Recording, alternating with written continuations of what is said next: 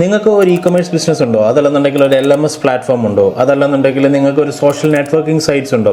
High traffic വരുന്ന site ആണോ നിങ്ങളുടെ എങ്കിൽ ഡെഫിനറ്റ്ലി നിങ്ങളൊരു high performance CPU optimised hosting ആയിരിക്കണം ചൂസ് ചെയ്യേണ്ടത്. നിങ്ങൾക്കൊരു വേർഡ്പ്രസ് വെബ്സൈറ്റ് ആണ് ഉള്ളതെങ്കിൽ നിങ്ങളുടെ വെബ്സൈറ്റ് ചിലപ്പോൾ CPU ഓവർലോഡ് കാരണം ഡൗൺ ആയി പോകാനുള്ള ചാൻസസ് ഉണ്ട്.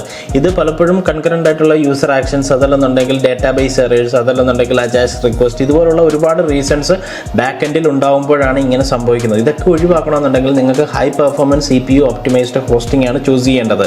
സാധാരണ രീതിയിൽ എല്ലാവരും അവരുടെ വെബ്സൈറ്റിന് വേണ്ടി ഒരു ക്ലൗഡ് ഹോസ്റ്റിംഗ് ചൂസ് ചെയ്യാറുണ്ട്. എന്നാൽ ക്ലൗഡ് ഹോസ്റ്റിംഗിൽ തന്നെ high performance CPU optimised hosting provide ചെയ്യുന്നത് ഇപ്പോൾ ക്ലൗഡ് വൈസ് പ്ലാറ്റ്ഫോമിലുള്ള ഡിജിറ്റൽ ഓഷ്യൻ പ്ലാറ്റ്ഫോമാണ്. ഡിജിറ്റൽ ഓഷ്യൻ്റെ സെർവേഴ്സ് നിങ്ങൾ ചൂസ് ചെയ്യുമ്പോൾ നിങ്ങൾക്ക് ബേസിക് മുതൽ ഹൈ പെർഫോമൻസ് ആയിട്ടുള്ള CPU ഒപ്റ്റിമൈസ്ഡ് പ്ലാൻസ് വരെ ചൂസ് ചെയ്യാനുള്ള ഓപ്ഷൻസ് നിങ്ങൾക്ക് അവൈലബിൾ ആണ്.